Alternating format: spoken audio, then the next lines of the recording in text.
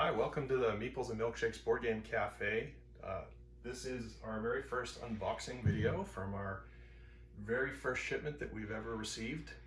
We have several orders en route, and this is the first one that arrived.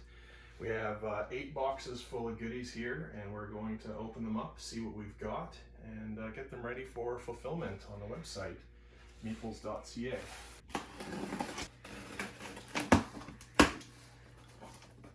As advertised on the box, this is Lords of Waterdeep and the expansion, the somewhat essential expansion once you've played the base game and you want a little bit more fun. Scoundrels of Skullport, highly recommended. Box number 2.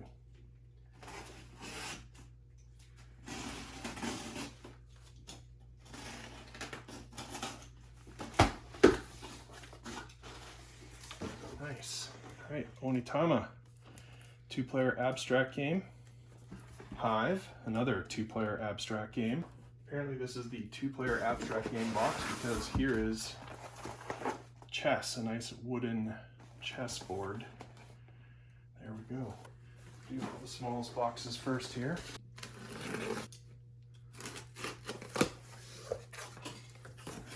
Nice. 2 copies of the, I believe, 6th edition of Lost Cities by Reiner Knizia. Been told this new version is much better with the introduction of another color. 3 copies of Imhotep the Duel, which is a 2-player variant of the award-winning game Imhotep. Played this at a board game cafe in Guelph, Ontario, and I've played it on Board Game Arena. Well, actually, no, Yukata, not Board Game Arena. Box number 4. Some more fun family games here. Star Realms is a 2-player plus deck building game. This is very easy to learn, quick to play, fairly addictive, people say. Point Salad is one of the easiest games you'll ever learn and play, but don't let that fool you. It's very, very fun. I believe it plays 2 to 6 players. Yep, plays in 15 to 30 minutes. A few copies of Exploding Kittens in both variants. Exploding Kittens, of course, art done by the Oatmeal. We have quite a few copies of Can't Stop Express, which, if you remember the classic game, this is just the game without the board. This game is very inexpensive and lots of fun. 2 4-player game, Red 7, bunch of numbered cards to always be winning at the end of your turn or you're out of the round. That's a lot of fun. Illusion by Wolfgang Warsch, designer. Game with all these crazy patterns and you have to guess what percentage of different colors are on the cards. Bohnanza, classic fun family game. And an expansion that's already actually spoken for Monster Misfits. Simon, that's for you. Oh, here we go. There's some fun stuff. If you like role-playing games, this is our first books from Wizards of the Coast, 5th edition, D&D Monster Manual, Dungeon Master's Guide, Xanathar's Guide to Everything, and of course the Player's Handbook. On to box number 5. Oh, more D&D, more dice. There we go. You like dice. Lots of colors. Lots of variants of dice. Oh, those are bright. Quite like this color. Even purple. This is the 2-player version that's just recently come out from Renegade Studios, Fox and the Forest Duet. It's a simple card game. You play as a pair in this game. I believe it's actually cooperative. Working together to play tricks and move through the forest. That's correct. It's a trick-taking game. It's a category card game like Hearts. I have not played that new version yet, but I do have the original version, just Fox in the Forest. Let's see, Deep Sea Adventure by Oink Games, Japanese company. They make a lot of wonderful games that come in small packages. Here's another one. A fake artist goes to New York. This can play a lot of players, and each person has to contribute to a drawing, and you have to figure out which person doesn't actually know what you're supposed to draw. Everybody but one person knows the word that everybody's supposed to be drawing, contributing to this drawing. One person doesn't know they're the fake artist. Can you find out who that is? Sushi Go, award-winning card game. Very easy to learn, very fun. I believe it plays up to 5 players, correct? Codenames, another award-winning game. Word guessing game, lots of fun. And then the pictures variant, if you prefer guessing pictures instead of words. There they are. Personally, I prefer the word version, but some people prefer the picture version. So we brought both in. It's a bit of a beefier game, but lots of fun. If you're into it, Architects of the West Kingdom. Fantastic art in this game, lots of fun. Plays up to 5 players, and some more D&D.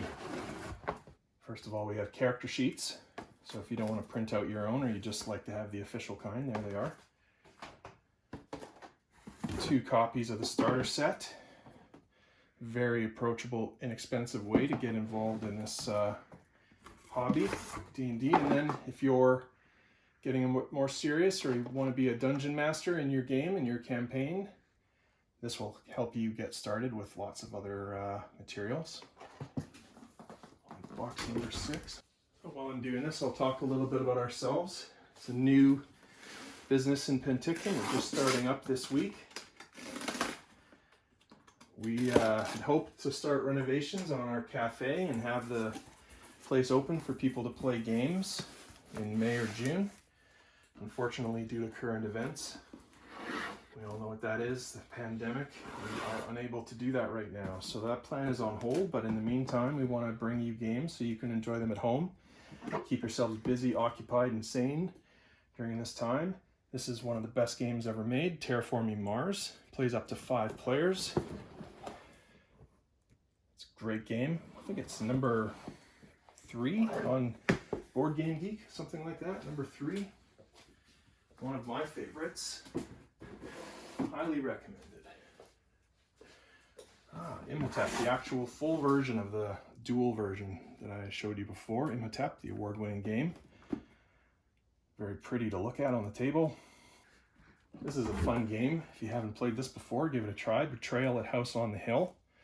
This is a cooperative game where you're looking through a haunted house, and at some point during the game, the haunt begins, and one of you is going to be a traitor and is going to start working against the rest of the team, and you have to defeat that haunted person in order to survive and escape. Dominion, the quintessential original deck building game, now on its 2nd edition. Lots of fun, very accessible, very easy to learn and play, quick to play. This is a game where usually when people play it the first time, before the game's even over, they're like, I want to play this again right away. Can't put that down. It's a bit of an older game. It's from maybe 2012 or something like that. But there are so many expansions for this game, they keep making them because it's so popular. All right, now the last 2 boxes, they're big ones. Let's see what we got in here.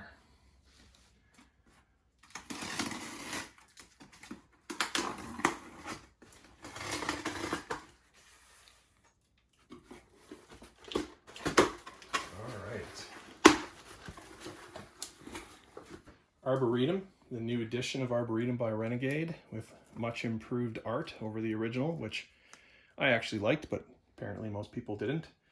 Art-wise, game is fantastic, which is why it was reprinted.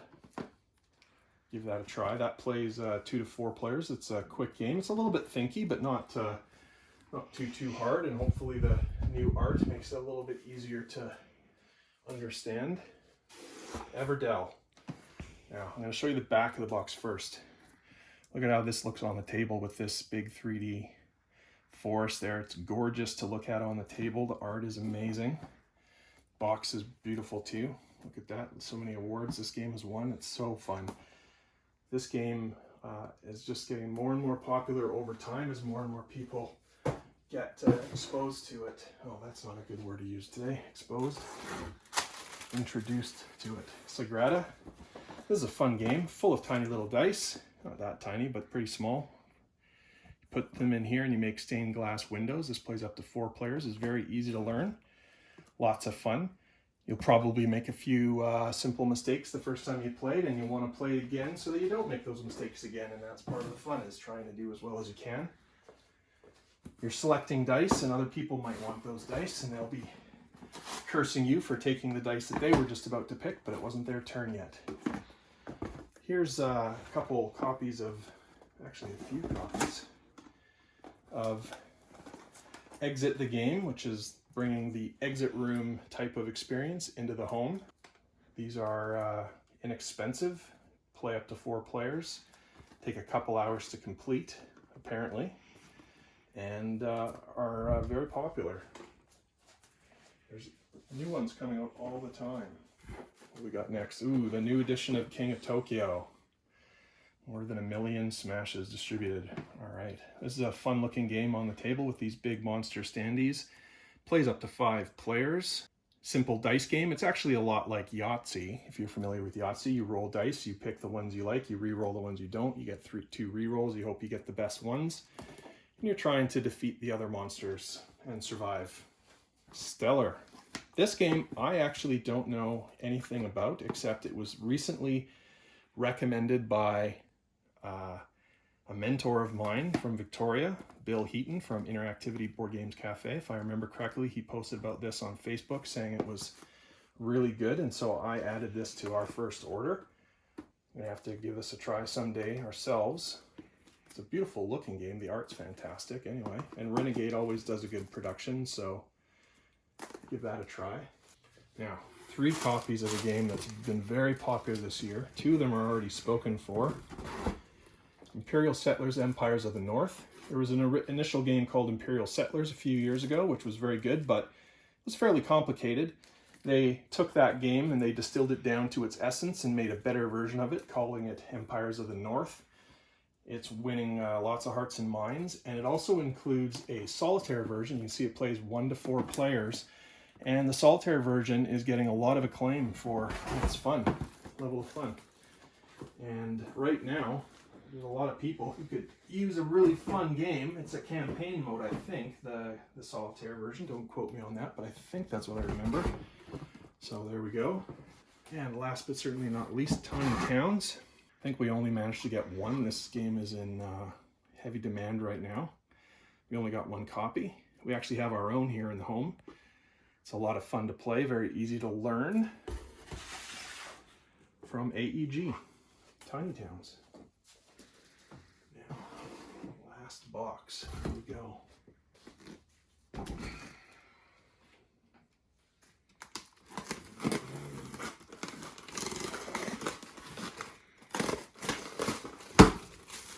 Ooh. Oh, I forgot we ordered that. That's exciting.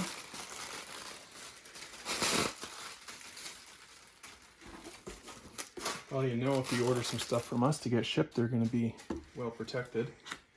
And we have our own bubble wrap too, of course. That's not all we have. Coup. This is a up to 5 player hidden role social deduction game. Very easy to learn and play. Quick to play.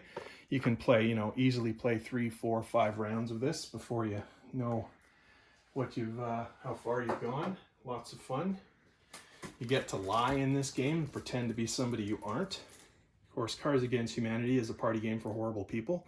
Many people have heard about this. If you're into that kind of thing, here it is. Lots of rude cards on this in here. Lots of fun to try to combine those into the funniest combination possible. Of course, somebody's going to want a crib board, right? And this is my favorite version of it, the 29 from Bicycle. So there you go. If you're interested in crib, we have one for you. I'll put that by the chessboard, the classic stuff. Joking Hazard. If you've seen the Cyanide and Happiness webcomic, you'll recognize these two fellas. This is another game where you're taking cards and trying to combine them into something that the people around the table will agree is the funniest combination. Lots of absurdity. Some people prefer it over Cards Against Humanity. Here's a game I have not played yet. This is actually, I think, the first time I've seen it in person. Throw Burrito, who's from the Exploding Kittens people. This is a silly game where you actually get to throw these burritos at each other across the table. Looks like a fun time. Plays up to 6 people, ages 7 and up. A game by Exploding Kittens. And of course, the big box Dominion with one of the best, if not the best, expansion for Dominion, Intrigue, together. Second edition of Dominion and Intrigue, plus extra base cards. So this version actually can play up to 6 players, not just 4 like the base game. Lots in this box. It's pretty heavy. This is a beautiful game. This is don't be fooled by the art. This is not a kid's game. This is a rather complicated game, but lots of fun. There are 4 different factions in this war in the forest, and they all play slightly differently. And you're trying to maintain dominance in the forest. Root, a game of woodland might and right. Art by Kyle Farron, which everybody loves, and a game by Cole Worley. And then, once you've gotten smitten with Root, you'll want the Riverfolk expansion, which adds 2 more factions, the Riverfolk and the Lizard Folk. Lanterns. Only 1 copy, sadly. That's all they could muster up. And actually this one also is claimed already by somebody. This is a fun game. You're arranging lanterns in a tea festival, I think it is. I can't remember the festival. But it's a beautiful game. Designers from Vancouver, British Columbia. Christopher Chung. Lots of fun, easy to learn and play. And then the second version of another Wolfgang Warsch game, Twice as Clever. The original game was called That So Clever, or Ganz schon clever in German. This is another roll and write game, as they call it, kind of Yahtzee-like. You roll some dice and you keep re-rolling the ones you don't like, trying to get the best results. You fill in your sheet, try to get the best score. Now, there's a box in a box. Let's see what's in here. I think I must have ordered a full case of this. Oh, haha. Last, and most certainly not least, the game which Tom Vassell of the Dice Tower proclaimed would have been his game of the year for 2019 had it been released in English in 2019, but it wasn't released until March of this year. The Crew, The Quest for Planet 9. This is a game for 3 to 5 players. It takes about 20 minutes to play. This is a cooperative trick-taking game, quite an innovative idea. There are not, I don't know of any other cooperative trick-taking games. There might be one, but if so, it's not too well known. But The Crew is getting rave reviews from pretty much everyone who's reviewing it and giving it a try. A lot of people who don't have their own copy are lamenting the fact they have to stop playing after 1 or 2 tries at somebody else's place. So I brought in 6 copies of this game because I know this is going to fly off the shelves and you guys are going to want to play this. This is easy to learn, very easy to learn, lots of fun, and has a ton of replayability. You can play a lot of games. So there we go. That is our first shipment. This is maybe a quarter to a third of our first allotment of games that will be up on our site very soon. Can't wait to have our site ready. It's so close to being ready. Put it live at meeples.ca for everybody to browse and make some orders. We're going to be making it easy to get the games if you're in Penticton, offering local delivery and most likely curbside pickup at our location on Westminster Avenue. More details about that will be available on our website once we're ready and launch for real. So thanks for watching this video. If you have any questions, please leave a comment on the video, like and subscribe to our channel. Hit that bell so that you get a notification when we post a new video. That will also help our videos get a little bit more attention on YouTube, which will help us and help us make sure that we have a thriving board game market in Penticton and in the South Okanagan. And hopefully we'll be able to open our board game cafe soon once the public health emergency is over. We cannot wait to show you all the games that we have for you to play at our tables. There are hundreds and hundreds of games for you to play, and we look forward to having you there. So thank you very much for watching this video, and we'll see you again very soon. Bye.